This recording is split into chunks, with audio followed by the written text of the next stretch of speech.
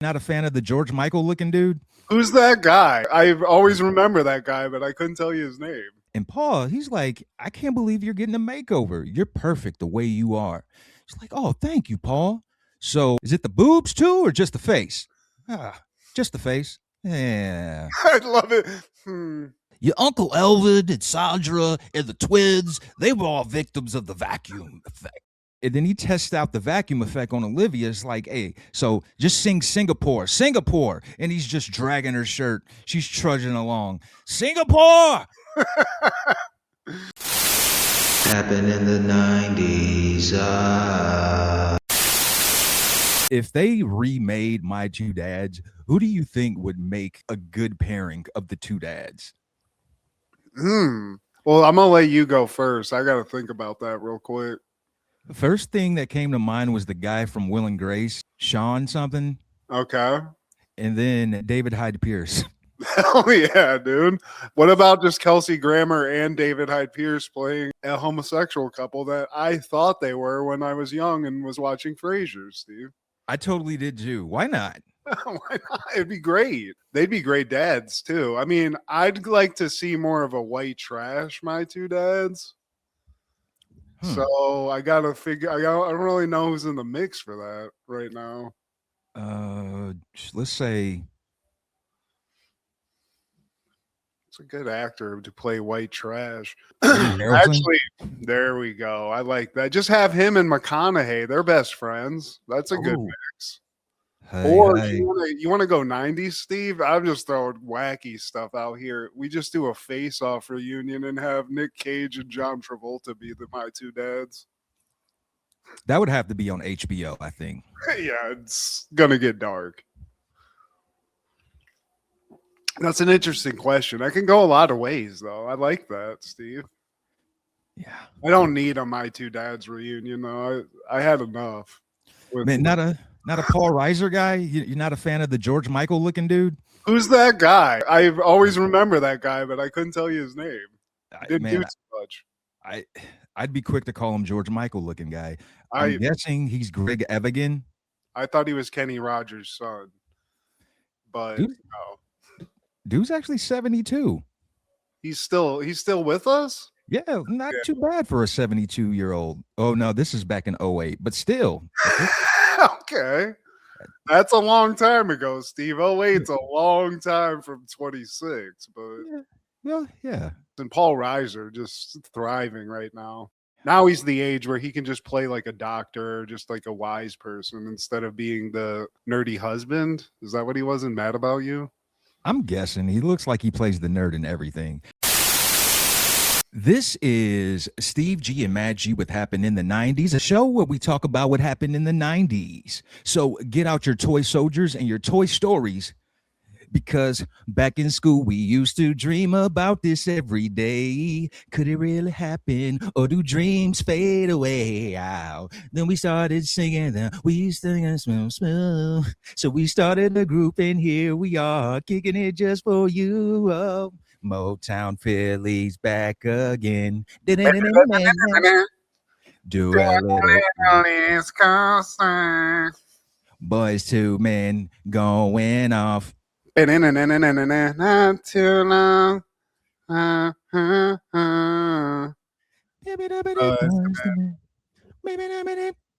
the man. Mm-hmm. Today, my friend, we're talking all things April 30th. In the 90s. Starting off in 1990, the final episode of My Two Dads airs on NBC. 3 seasons, 60 episodes. You hear that now? You hear that modern times? 3 seasons, 60 episodes. Make these people work for this money. This is more of an 80s show to me, Steve. Same. But, it lasted into the 90s. That's what's weird, because I thought this went way longer, and it's because of the massive amount of episodes per season. Because this was a USA syndication special show. This is one of those. Yeah. If they did this now, the Alphabet Gang would be all over this. Oh, yeah. But still, they were just having fun, Steve. Yeah, but I'm saying this would be a perfect time to bring that show back. Yeah, absolutely. You know what I'm saying? This is something that they could get behind. you could go a bunch of ways with this too. You could be a lot more. I mean, there was some heart in the show, but you could definitely go a little bit more dramatic with it now. But I don't know. This was one of those shows. It was in the lexicon for 3 years. You know, people were loving this. My grandma loved this show. I'll tell you that. And it introduced me to my bae, Stacey Keenan. Oh. Jeez. Just through the years, just Steve and Stacy. It's a love affair, Steve. It's gonna happen. Oh, it's got to, man. Husband or not. And somebody I always thought was cool, Giovanni Ribisi. This is a young Giovanni. That's crazy too. I never place him as a child actor. You know what I mean? Oh. But he is. Damn, if he is. I mean, he's in a lot of cool movies. Boiler Room, Steve, Gone in 60 Seconds. He's in a lot of movies. Those are not. Suburbia? I think so. I think he was the main guy in Suburbia. I mean, for me, Boiler Room, that's my ace in the hole for Giovanni Ribisi. He's just so cool in that. That following year, 1991, Boys to Men would have released their debut, Cooley High Harmony. Man. I was actually talking about Boys to Men with my wife yesterday because we were talking about boy bands. Would you consider Boys to Men a boy band? Yeah. They have to be, right? They have to be. I mean, they're an R&B group, but so is New Edition. Like you have some crossover, some overlapping. I feel like two things can be true. But Boys to Men, it was every age. This eclipsed age groups and stuff. Everybody was listening to this. Everybody loved Boys to Men. The only thing about them that separates them from the other boy bands, they didn't have those prototypes. There wasn't a bad boy. There wasn't like a shy one. Like they were just, I feel like they were all even keel, but they could sing their asses off. Maybe Sean Stockman, the skinny one, maybe he was the shy one. Okay. But they didn't have a bad boy. Yeah, they were just like, you know, just nice guys. Nobody was like ripped, like ripping their shirt off and stuff like that either. It was just like cool ass threads, smooth R&B. Loved listening to this at the roller rink when it would come on. I mean, it was that type of thing where it was just on everywhere. Mall, roller rink, in the car. Screw it, Steve. How do I say goodbye to what we had? There's so many things. The good times that made us laugh. Oh, man. I bought the cassette tape for this when I was, 8 years old.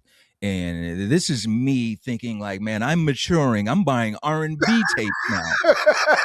And 42, not Ninja Turtles or MC Hammer. And 42-year-old me, if I could go back to 91 and tell 8-year-old Steve, don't rush this. Enjoy this. Hulk Hogan and Teenage Mutant Ninja Turtles. Yeah, man. Toys, video games, Steve. Don't rush this. Remember it. But you can stay with the Turtles for a little bit. Get some more Hasbro wrestling figures first, and then go into the R&B. And also, there's this song that I always loved from Boys to Men. It's called and that's the chorus. Whoa, whoa. That's the karaoke jam, Steve. Ooh. Whoa. But one thing I do have to bring up that I didn't know about this group until like literally last week is that Michael Bivins produced them. Oh yeah, you know that he discovered them. I didn't know Michael Bivins. I just thought these were just talented dudes. I didn't know Michael Bivins, the Ledge, had anything to do with it. Michael B. Well, they give him a shout out in the chorus. Boys to Men, ABC, BBD. Oh, okay. Well, there you go. He's in the. I didn't get it. You know what? That's not going to be an excuse. You're white. White, Steve. Or maybe it is an excuse. But that following year, 1992, Cheers is airing season 10, episode 23, Bar War 6. This time, it's for real. The new owner of Gary's Old Tavern lack a sense of humor and respond badly to the Cheers' latest prank. Bring this to modern times. Now, you pranked the wrong guy, Steve. You pranked the wrong Frank Carpaccio. You never know. Yeah, stuck my head in the window. Said cheers rules. You're getting close, Steve. Yeah. It's not big long dick, but it's close. She only date rappers and entertainers and shit like that. Rebecca only date rappers and entertainers like that. Yeah, I don't know how many TV shows at this time had like these recurring like things. Bar Wars, Steve, this was a big thing. This is a recurring thing. We don't get one of the people who was like a famous person in this. We open, Norm and Cliff are outside walking around Boston, and they see this guy, and they're like, I know this guy. It's that newscaster guy. Let's go mess with him. And they start talking to him, and what we realized and what I realized, I was like, I know that guy too. Who is that? Yeah. That's none other than Senator John Kerry, Steve. Yeah, disappointed in 04. Thank you. Yeah. I was counting on you. Loser, but right now he's on top of the world, Steve. He's Massachusetts senator. He's with Cliff and Norm, two of the most famous dudes on earth. So, sorry, we thought you were the newscaster guy, bro. Yeah, keep your autograph. And then when they go downstairs, they're like, oh, you know what? He probably knows the governor. Oh, hold up, wait. John. Yeah, he didn't know the governor anyway. Nobody liked John Kerry, Steve. Yeah, let me down. We come back, and Norm, he's talking to Vera on the payphone. But, I mean, he's really not talking to her. He's figured it out. Lay the phone down, and I'll periodically check on you. What? That's unbelievable. Wait, say that again, dink. And he just goes back to the beer. Steve, that's genius. That's crazy. Put that on, note that, married man. Rebecca comes in. She's excited. She won a makeover from Red Book, Steve, the famous ladies magazine. For a full beauty makeover. Fraser's like, I can't believe you need a makeover. You have this certain look. You're so unbelievably beautiful. He's showering her in compliments. Little does he know, Lilith has come into the bar and is actually like eavesdropping on him, complimenting another woman that's not her, his wife. So she shows up, and Fraser, as he is a smooth gentleman, is like, and notices she's there, is like, not as much as my Lilith, my beautiful Lilith. And that's a fact. Call me crazy, but I think she is the most attractive woman on this whole series. Bro, there is a couple movies that somebody posted this on some internet website where she's looking amazing. I never realized it either, to be honest with you, but damn, Lilith. This woman, she is sexy. The Faculty. She played like okay, yep. Yeah, well, she's good in that, but it was like pictures of her in lingerie from some movie. I was like, damn, okay. Google searching after this recording. Yeah, so Fraser's kind of in the doghouse, but now Lilith is basically, she's like, well, if you can look, I can look, and she's just oogling dudes in the bar. So that's cool. They're gonna swing, Steve. So what's this Red Book? Is it a fashion magazine? It's about who they are. Look, you read it? Not read it so much, but I do take the quizzes. Cliff's an avid reader, Steve. He doesn't want to admit it in front of all the bros, but Cliff's reading Red Book or whatever. He's like, I'm an autumn look, or what? I forget what he's autumn complexion. That's it. And then news breaks, Steve, in the bar that Gary, the longtime rival in this Bar Wars thing, and the owner of the Old Town Tavern, which is Cheers, I guess, rival bar in Boston, he's selling the business, Steve. It's the end of an era. To a guy named Frank. And immediately Norm's like, so everything, all the bars, like that's null and void, right? Norm, you have a tab over there? Not anymore, Sam. And Sam's like, well, new guy's in town. Got this new owner. Let's start the bar war. We got to keep it going, man. This is a tradition. So let's go give this new guy a little taste of the war. Bring him in. We got to make the first move, just like Gary always did. And Fraser chimes in. He's like, as the famous prankster Santana once said, those who do not learn from history are doomed to repeat it. And Woody's like, yeah, I know all about that. I repeated history 3 times. And by the way, same goes for mathematics. Oh, Woody. He can open a beer, Steve. That's all you need.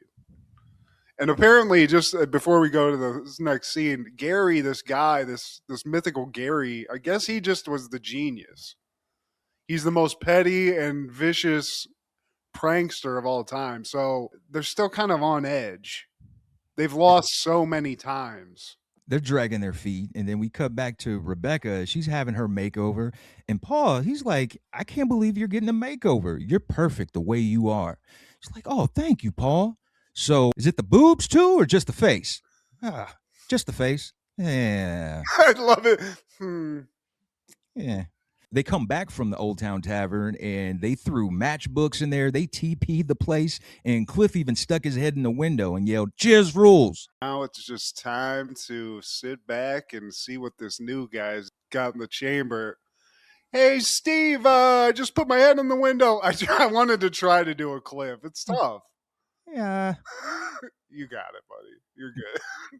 No, but they're like, there's no way this guy's on the level of Gary. And they're kind of like laughing a little bit.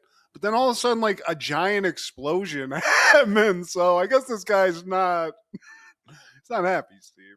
Hey, Frank don't play. In the next scene, cops, they come in for a statement.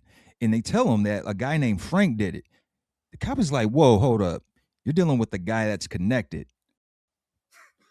This guy's got a pacemaker? Yeah. His name is Frank the Angel. Frank the Angel of Death, Carpaccio. Yeah. I love the cops also like, look, man, like I know I'm a cop, but we don't even mess with this guy. We're scared of him, so we let him do what he wants. I think Frazier, he's like, you know what, we shouldn't run off in a panic. But me and Lilith, we do have a vacation that we had planned, so we need to get up. Too many mob movies, because Carla's like, we're going to be sleeping with the fishes, because obviously Carla knows she's connected to the streets. So Frazier, I mean, he's out. You can't really count on him in the fight. So I think Sam's like, well, we just have to go over there and like beg for our lives.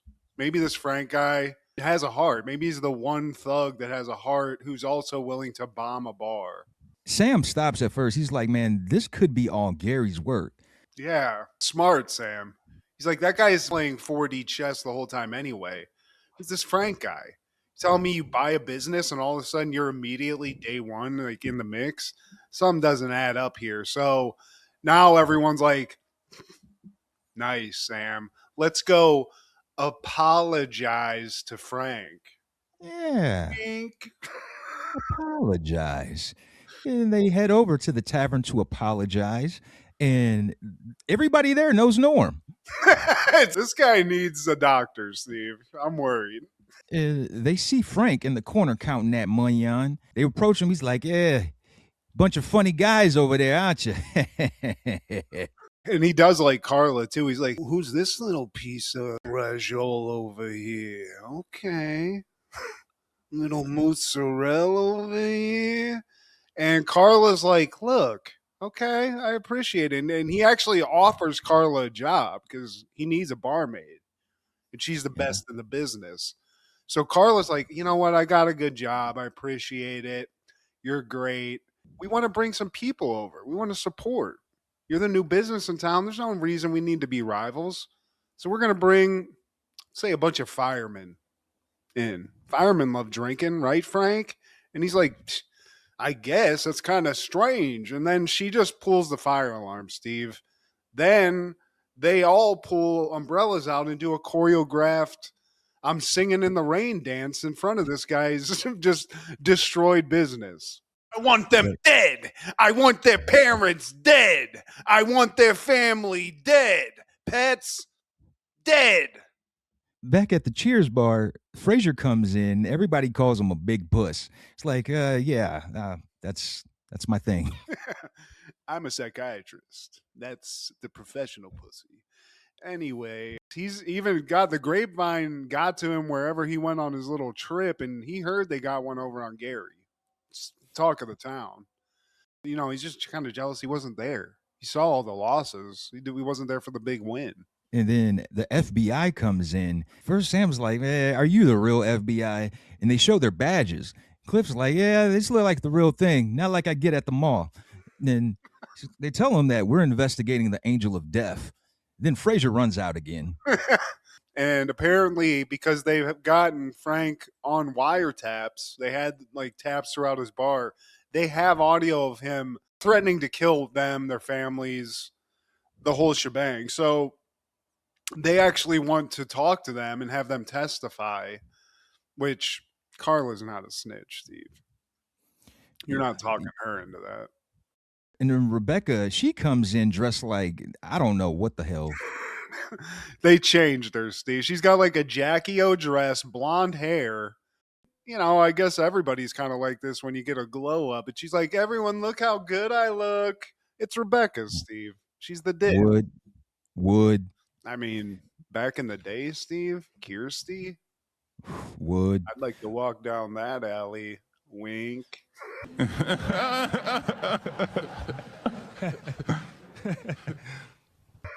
But Sam and the gang, they ain't trying to hear that. And even Norm tells her to shut up. But you'll have to relocate until things are clear. That's what the FBI says. And Sam, he's like, you know what? I can't go. I worked too hard for this bar. So I'm just going to stay here. You guys go. I know you guys got families and whatnot. But Woody, he offers to stay behind. But Sam tells him, like, no, man, I don't want you risking your life over this. Oh, that's all I need to hear. Bye, Sam. Thank God. Yeah, everybody else is like, I know you can risk your life, Sam, but I can't. I don't care. So we're getting on that bus. So apparently the whole bar's in witness relocation, Steve. That's what we're led to believe. We cut to the next scene. The bus is in the middle of nowhere. I don't know. It looks like a desert to me. It's dilapidated. There's nothing around except a single payphone. I've seen this movie before, Steve. I'm worried. Yeah, and they try to get back on the bus, but it takes off. And they get a phone call from the payphone. Like, I don't even remember this being possible. Like, Sam calls them to the right payphone, and he asks, how you doing? Carla says, terrible, about 200 miles away. Oh, are you cold? Yeah, I'm thinking about hugging on Norm or Cliff. But hey, Carla, you remember last Halloween when you guys tricked me into thinking Gary was dead and that I did it? Oh, yeah. Well, gotcha. Click. I mean, that's cold-blooded, Steve. And as for Norm, you might have killed this guy. The DTs are going to be kicking in very quickly, especially while this guy's walking from North Dakota, my friend. I don't know if he's going to make it, but Sam, he's petty. He's just 50 Cent level petty. We cut to his side of the conversation at Cheers. Fraser's there and is like, what? I can't believe you did all that. Like the amount that you had to go through, the people you hired, blowing the door off, all these people in on it. And Sam starts laughing. He's like, I spent a fortune. It's going to cost me a decade to pay it off, but it's worth it, Steve. And I can only wish someday I can be this petty and experience this level of delight. Sounds great.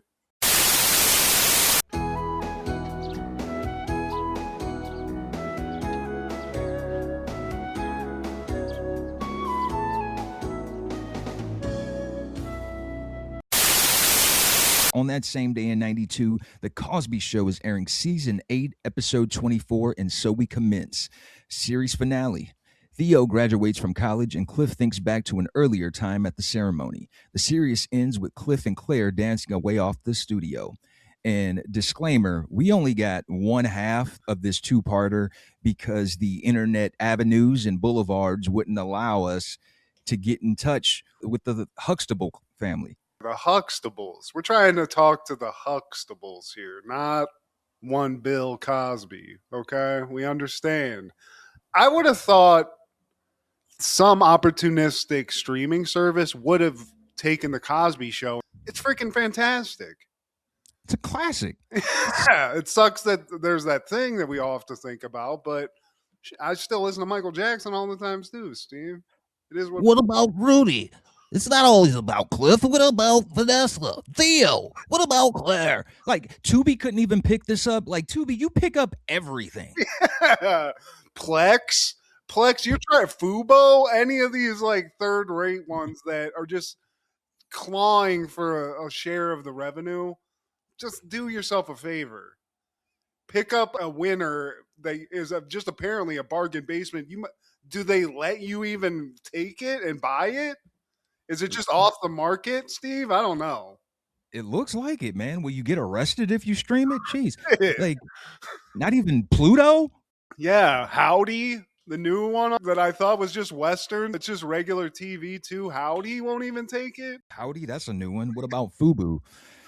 But the opening sequence, man, I love this. The intro for this show, because they do the different seasons. You're getting every flavor of Cliff, of Claire, of Theo, Vanessa, the whole family, even little Olivia and cousin Pam. You've seen everybody grow up, basically. And I mean, 8 seasons back in the day. How many episodes a season? It was probably like 300 episodes of this show.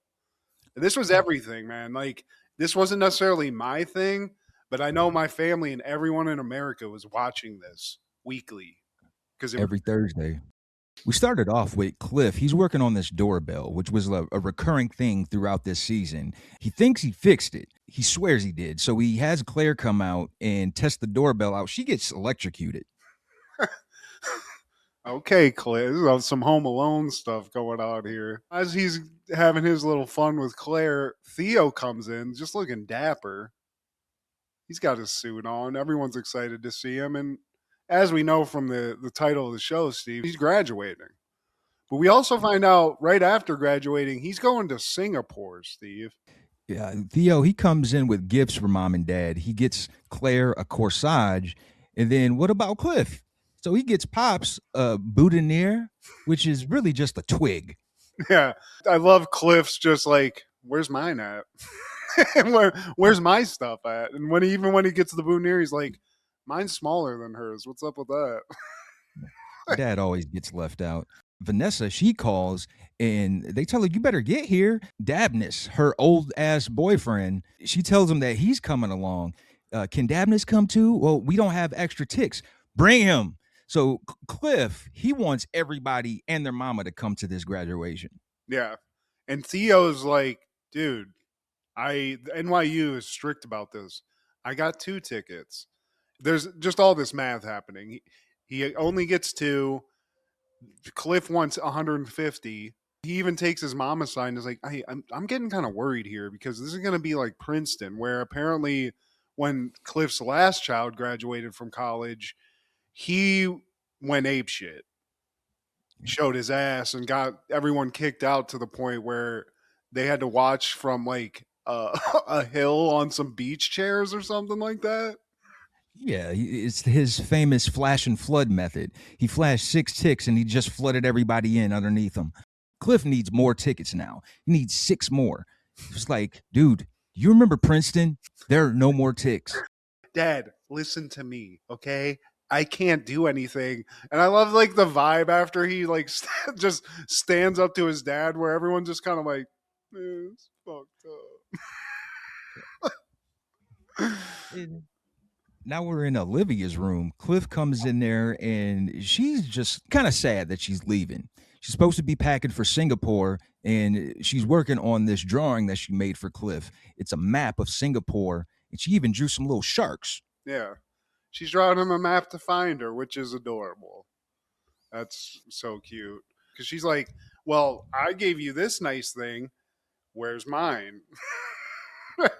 And Cliff's like, I got a gift for you, but I'm kind of hesitant to give it to you because lest we forget about this little weird thing that happens called the vacuum effect, where people say they're going to leave the house, have all the intention to leave the house, but then they get sucked right back into the house, Steve. Your Uncle Elvin and Sandra and the twins, they were all victims of the vacuum effect.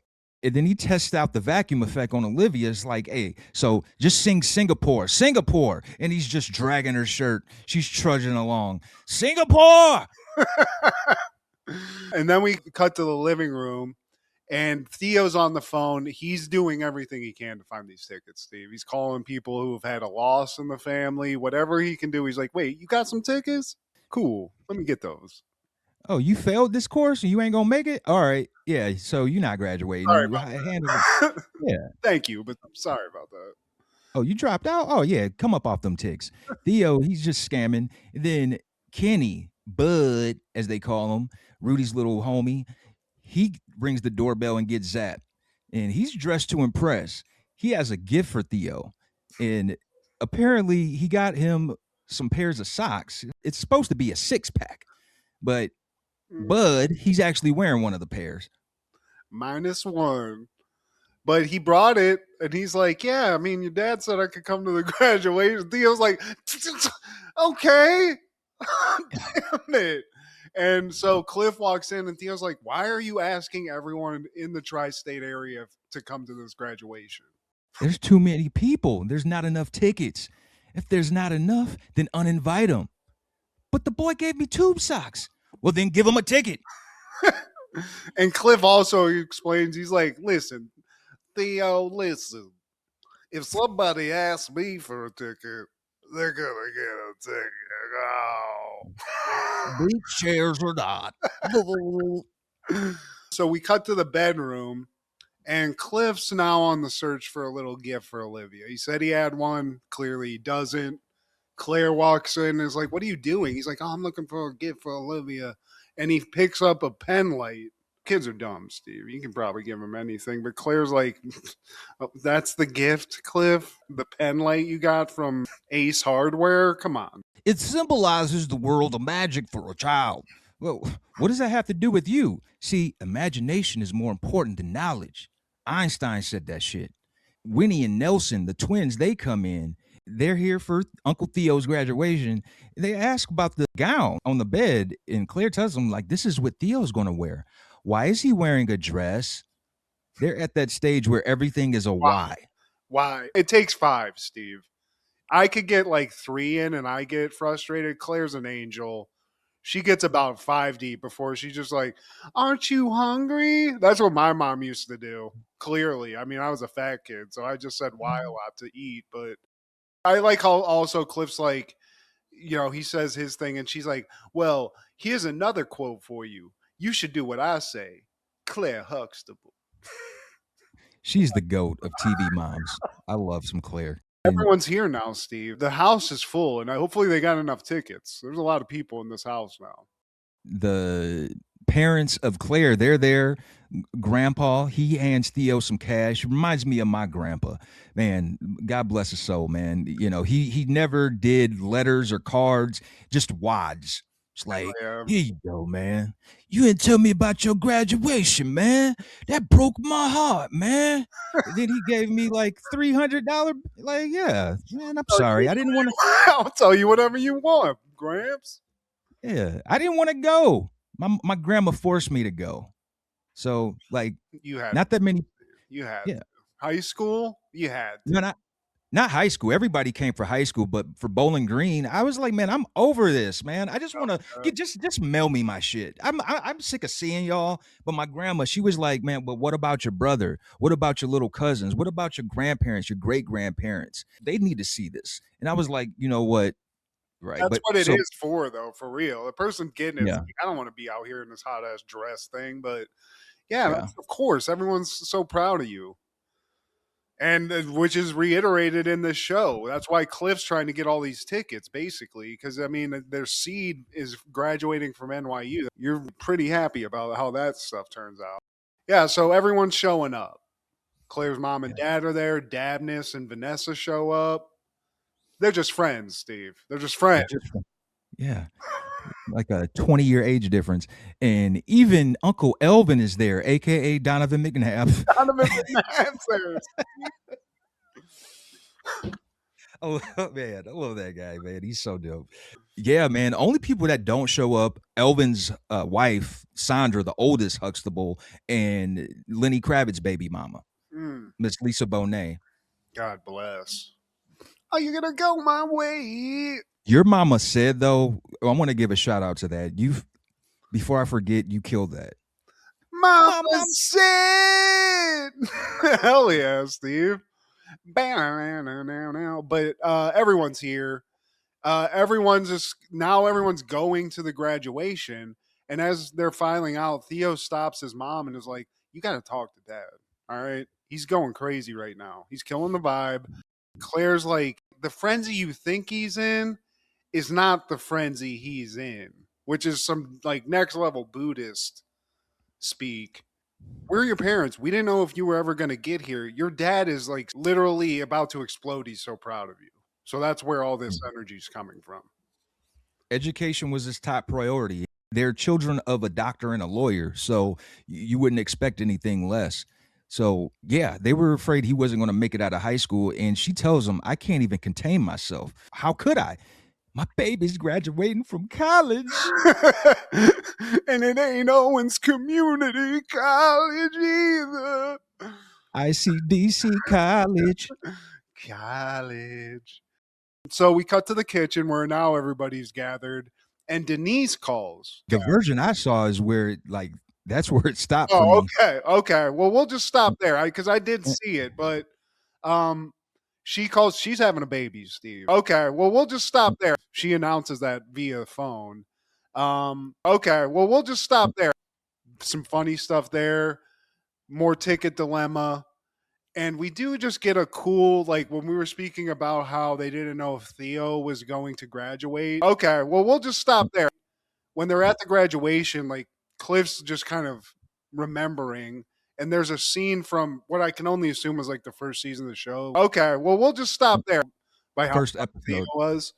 And Cliff's talking to him about what his plans are going to college. And Theo's like, man, I just want to be a normal person. Like, I'll just get a job at, like, I'll be a plumber or something and just live a normal life. And they use Monopoly money to go through finances and stuff. Okay, well, we'll just stop there. So it's just like seeing that Theo graduates, and like the graduation is actually the most like undramatic part of it. Okay, well, we'll just stop there because you just see the crowd. And apparently at this graduation ceremony, they go, and this class has graduated. Okay, well, we'll just stop there. And everybody stands up and sits down. And that's it. And Cliff's like, that's it? That's it? Okay, well, we'll just stop there. They don't even say his name. Like, he gets all pissed off about it and almost gets kicked out. But it's a great episode, man. And then they have, like, montages of all of the episodes, you know, of the seasons and stuff at the end, too. Like, showing some, like, cute stuff. But great episode of Cosby Show. Unfortunate that it's so damn hard to find to watch. Yeah. And literally to watch the whole episode, I had to watch it in 1.5 speed where they sounded like Alvin and the Chipmunks. So On Facebook. yeah, on Facebook, which is even weirder that it could get through that and be able to watch it. But you know what, Steve? What more can we say about the Cosby Show that hasn't been said? It's a Hall of Fame show.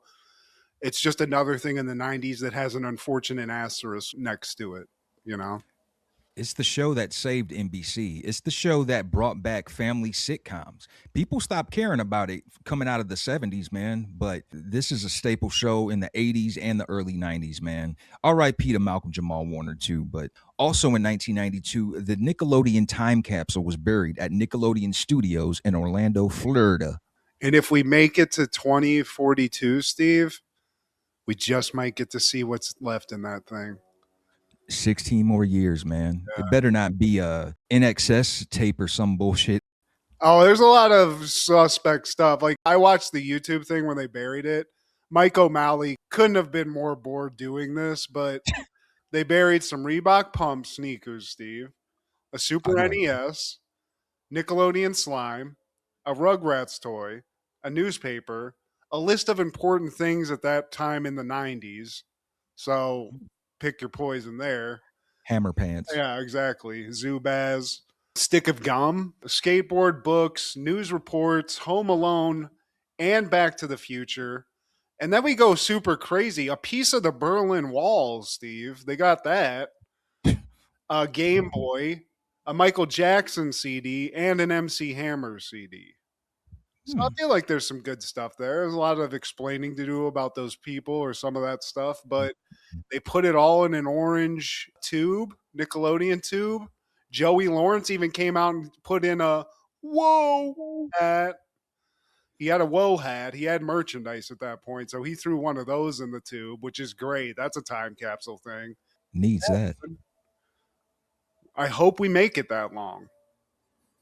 And there's a marking at Nickelodeon Studios in a big slime pattern where they buried this thing, Steve. So if Apocalypse comes, all we got to do is get to Orlando and just start digging, and we'll get to it. We'll get that woe hat. A piece of the Berlin Wall. What the hell? So But crazy. that following year, 1993, Bound by Honor or Blood In, Blood Out premieres. Based on the true life experiences of poet Jimmy Santiago Baca, the film focuses on stepbrothers Paco and Cruz and their biracial cousin Miklo. Directed by Taylor Hackford, starring Jesse Borrego, Benjamin Bratt, Enrique Castillo, and Damian Chapa. Damian Chapa. What a weird role for the original Ken from Street Fighter movie. Damian Chapa. From Dayton, Ohio. That's great. I didn't know that. Just a crazy character to play. Just a straight up white guy with the most Russian name, Miklo. Miklo. And he's walking around like, ese, orderly. Oh, like, all right, dude, chill out. But he's part of the crew, Steve. This is the blues of a mixed child, though. You know, a lot of times they kind of feel like they don't fit in. They don't know which side, you know, one side might not claim them. The other side might not claim them. They're just kind of stuck in the middle. But even for a 3-hour movie, I'm going to watch this again in my life. Probably not soon, but this is one of those 3-hour movies that I actually enjoy. I'd watch this again before I watch Titanic ever again, man. It's very dramatic, man. It has its share of violence. I love that. The prison stuff's good because it's like they're basically three brothers and they all go in separate ways. Brat goes from being like this straight tough guy in the hood to a cop. His other brother becomes like an artist, a heroin addict. Tragically, I think his son ODs on his drugs. His little brother, 12-year-old brother. Yeah, that's what it was. So there's that tragedy. And then Miklo, Damian Chapa, he goes to prison and basically just becomes like a prison OG. And I mean, the prison is filled with celebrities and cool looking people. I mean, Danny Trejo's in there. Billy Bob Thorne's up in that piece. There's a guy in this named Magic. He's the second in command. He's got the mustache, Steve. It's the guy with the mustache. That's all. The Fu Manchu. Hell yeah. That's who I want to be like, Magic. But we got Delroy Lindo's in this, and Ving Rhames is in this too. I mean, it's filled with people that are going to become stars. Trejo's in this. Little Danny Trejo. Yeah. If they needed a tough-looking Mexican in the early 90s, he was the call. He was it. It's a good movie. It's 3 hours, and the only thing that I don't like about it is, like, it almost looks like they've dubbed the movie over. It's like out of sync almost, you know? So there's moments where you're like, what the fuck is going? Am I like watching a bad copy? But it just is what it is. It's like, you know, it is what it is. I really despise the creepy guy that promises Damian Chapa that he'll have a place to stay when he gets out, only to be just like a scumbag even more. Like, because he thinks like Damian Chapa thinks he's friends with this guy at first, like, oh yeah, I got your back. Then when they get in the cell, like, ooh, I'm gonna take your booty hole. Yeah, dude. The slick talking one. This my guy over here. That guy. I don't like the white supremacist guy who's like the Don of the redneck group of people in prison who. Oh, that guy. He's like, let's go into the closet real quick. Yeah. And so Damian Chapa's like, I'll give it to you when I want to give it to you. Oh, yeah. God. That was so gross with his dirty looking mustache. Like, oh my God. Come here, little butterfly. No. I can't give you my fruit cup. Mama said, lock my ass. Oh, but yeah, man, great movie. In 1996, As Yet would release their self-titled album, and the only thing that stands out, it's a great album, but I just remember last night, the R&B station in Toledo, they would always play this song, Last Night, I was inside of you. Last night, I made sweet love to you. I saw the sun, the moon, the heavens and the winter. I saw heaven when I made sweet love to you.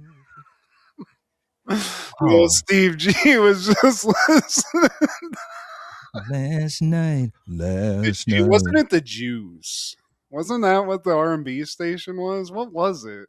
That was the hip hop station. The R&B was, I'm not gonna remember, bro. Yeah, it's too weeded out. I'm glad you remember the Juice because I totally would have forgot, bro. The Buzz and the Juice, dude.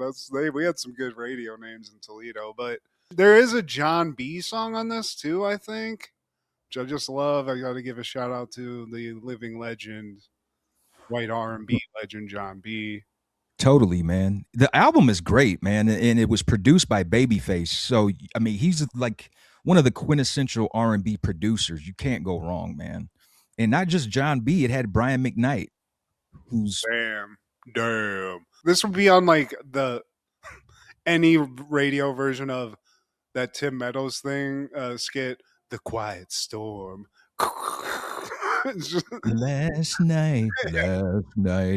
But yeah, man, shout out to As Yet. And on that same day in 96, Dave Matthews Band would release the album Crash.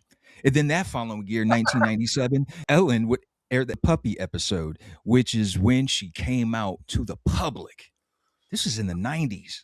I just love that they literally marketed it like it was this week Ellen will make a dramatic choice. It's like she has a girlfriend. Okay. Now it's so stupid.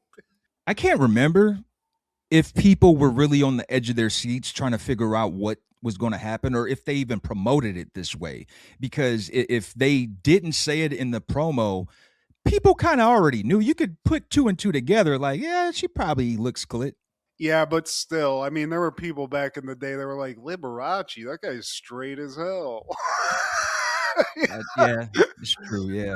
From what I remember, I feel like they just told you it was going to happen. Like they showed her kissing her girlfriend. It was like in an unforgettable moment this week on L or whatever it was. It wasn't a mystery, I don't think, but it was promoted like you're going to see two chicks kiss on live TV. And the girl from Jurassic Park. Hell yeah. I'm into that. That's who she came out to, I think. Was that? Yeah, she made a cameo in the episode. What's her name? Laura Dern. Laura Dern. Yeah, she made a cameo, and that's who Ellen told it to. And she said it over the loudspeaker accidentally. But, I mean, in the 90s, this was a big deal, man. If this happened now, yeah, it's like just every show has at least one. There are shows that they don't mention it. It's just happening. It's just because it's so normalized now. But yeah, it was a big thing. They had to put another gay celebrity on. Katie Lang showed up in the episode. I think even Oprah was in the episode. Like she showed up. She's not gay. I'm just saying they just brought out all the stars. Maybe. You never know, Steve. I fantasize about it. What's her friend's name? You sent that one pic. Gail the Snail King. Girl. But dragging that wagon. This was huge, man. This was must-see TV because Ellen was going to kiss a girl, you know? God bless. But it was very important. I'm sure it's probably like one of the most like important TV moments. Like it's on one of those lists, you know? 1998, 7 television stations broadcast the suicide of maintenance worker Daniel V. Jones, and didn't experience it, didn't see it when it happened, but man, my wife did. I asked her about this because she lived in the Los Angeles area during this, and she remembers her mom accidentally like letting them watch a murder because it's a big thing now anyway. Like I think anytime there's like a car chase, sometimes it's national news. In LA, and I'm sure this was before I lived there, anytime there was a car chase, the local news puts it on. It still happens. But now they know when to cut away. And at this point, they didn't know when to cut away. And they just, I mean, it's a full-blown, straight-up guy blowing his freaking head off type situation. So a lot of kids saw it. My wife saw it. Her younger brother saw it. And they grew up quick, huh? I mean, that's nuts, man. But that's the reality of like, that's our generation. Like no one was aware of the line that you could overstep. And it seems like our generation, there's so many of these moments where like the TV was like, the camera was on too long and we saw that shit or like whatever. mix and match the situation. But yeah, that's crazy, man. I didn't. If Kendra could watch that as a child, she should be able to watch anything. Well, Nothing should be able to. She's crazy. She can watch surgeries. I can't see any of it, but she's just sitting there like, huh? And I'm like, no. It's nothing now. Yeah. I saw a guy delete himself in real time. Yeah. All of this is a cakewalk. That following year, 1999, Entrapment premieres. Insurance investigator Virginia Baker deems that the thief, Robert McDougal, has robbed a Rembrandt painting. To retrieve the painting, she poses as an art thief, cooperating with him in criminal acts. Directed by John Emile, starring Sean Connery, Catherine Zeta-Jones, Will Patton, Maury Chaykin, and Ving Rhames. She walks amongst lasers. Oh, look at that ass. That's really all this movie is. And I think it's hilarious because this was the end of the road for Sean Connery being able to play like a tough. There's no way he played any more like criminal masterminds. Because in this, by the end of it, because he falls in love with Catherine Zeta-Jones, obviously. He's watching her just those curves go amongst lasers. No one can resist. This is prime Catherine Zeta-Jones before Douglas got in there. Ass. Yeah. Titty. Oh. Want to eat it? Tell me more. Tell me more, young man. You're the man now, dog. Ooh. Yeah. You got that. Okay. But it's a passable crime movie.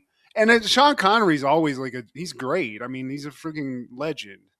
But this is just like too late in the game. He looks a little too feeble to be handling that action. Well, Viagra's out at this point. Give me a blue pill in 15 minutes. While I clap those cheeks. Man, you need to apply for any kind of voice acting of any Sean Connery person. You nailed it, my friend. You know, every so often a woman needs a good slap. Am I right, Steve? Like a pimp, slap the hoe. Reach back. Slap a hoe. But yeah, you know, watching Entrapment, man, you get to see Catherine Zeta-Jones in all of her glory before Douglas ate her into oblivion and cancer. So there's that. Yeah. But there's better versions of this, Steve. Yeah. Lost me at Insurance Investigator. On that same day in 99, Idle Hands premieres. A teenage slacker's right hand becomes possessed with murderous intent. Directed by Rodman Flender, starring Devin Sawa, Seth Green, Eldon Henson, Jessica Alba, and Vivica A. Fox. The ladies in this, young Matt, when this came out, this was everything, Steve. This movie's way better than it has any business being, I think. It's a fun movie. I think it's an allegory for jacking off, to be honest with you. That's what I thought this movie was all about. Yeah, I mean, it really is. I mean, this guy just has a lot of time on his hands. He's a slacker. He's a weed smoker. And all of a sudden, one hand just goes evil. And usually for me, I was beating something. I wasn't, committing these crimes that he does. But Jessica Alba, I feel like this is like one of the first things that widely everyone was seeing her in. And God bless. Well, just a couple weeks ago, she was also in Never Been Kissed. Yeah, true. She was one of the mean girls. So well, this is what I didn't watch that as a kid, but this I did watch. I dig it, man. There's funny comedy. Seth Green, or when he's like, "Look at me, I'm Leatherface," like that kind of stuff. That's great, and just the special effects, because inevitably Devin Sawa is like killing these people. His hand goes crazy, and somebody ends up dead. So, like the guy from Daredevil, the chubbier guy, Foggy, I'm gonna call him. He's walking around with a damn like bottle jammed into his head, or no, he has his head cut off. He has his head cut off. Like a beer bottle just like drilled into his head, and they're both turning into like zombies basically, but they're still buddies. I love that.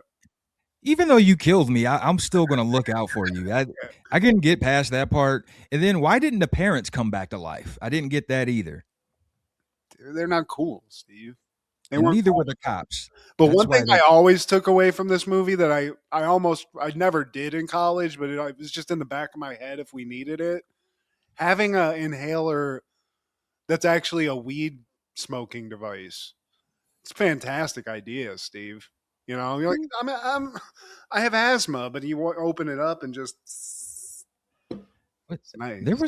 There was some kind of apparatus we used at y'all's crib. It wasn't an inhaler, but it was like a tube or something, right? Oh yeah, the steamroller. That was like a architect tube. Yeah, that was wild. Jeez, gosh. Talking, man, we were on cloud 9, 10 and 11. Literally. But man, something that I think a lot of people overlooked or probably just didn't care about, Vivica A. Fox is getting it in with a high school student. Hey, that's what I wanted to see when I was a high school student. See, maybe there's a chance. She's so freaking hot, dude. Vivica A. Even when she's looking crazy like that, the black lipstick, like, just a crazy Vivica A. Fox. You know that's going to be fun. Man, 90s Vivica and just Jessica Alba forever. Oh, the amount of boners on this set, Steve, popping bones. The sound guy's like, what is that? What's that sound? Sounds material shifting. Just the collective boners popped on that set. What are the callbacks for this week, Matt? Shout out to those boners, Steve. No. Just give a shout out. I'm struggling right now. Let's give a shout out to Damian Chapa, Steve. He wowed me as Ken Masters in Street Fighter in the 90s, and as the most cholo Russian guy I've ever seen in Blood In, Blood Out. So Damian Chapa, get to the chopper. That's my callback. OH, man. And I want to give a shout out to you streaming services. We need the Cosby Show available at any cost, man. Pluto, you take up everything. Tubi, you take anything. Like, you guys are like the buzzards of streaming. Like, why can't you pick this up? I get it. The namesake of the show, that's he's there. He's the main character, but still, man, it's more than just him. It's the whole it's the vibe, man. It's the good feeling that you get watching this show. It's a piece of nostalgia that we're never going to forget. And I know you want to cancel the man, but you can't delete it from our memory. Come on. Yeah, it's one of the greatest shows of all time. You just do the right thing, guys. Roku, I'm looking at you. I watched the bullshit ass Bambi ripoff that was a horror movie when I got high with my wife one time, and you can't give me the damn Cosby Show. Yeah. Spend a couple of bucks, okay? They're probably going to wait for the man to pass. You know, like no any point? He's a this guy's a milky-eyed just recluse now. Who cares? I guess they're worried he's going to get the money.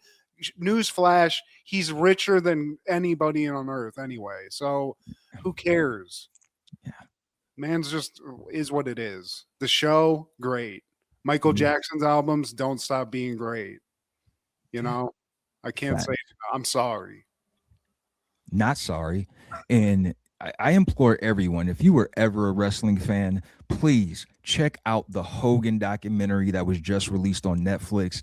It's a 4-part series, and they're giving you everything, the good, the bad, the ugly, his upbringing, starting from him being a chubby kid in the South growing up, man, and just eating hamburgers and Snickers bars, as he put it.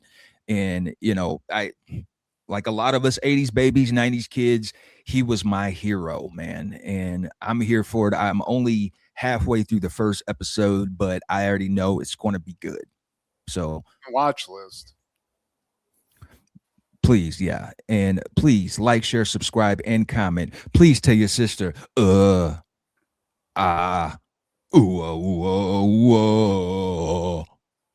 Check out Food Show Fanatics as well as Crushgasm every Wednesday with Kendra G, our guy Clark the Shark on Podcastle, Wrestling with Ron Zilla on TikTok, brother.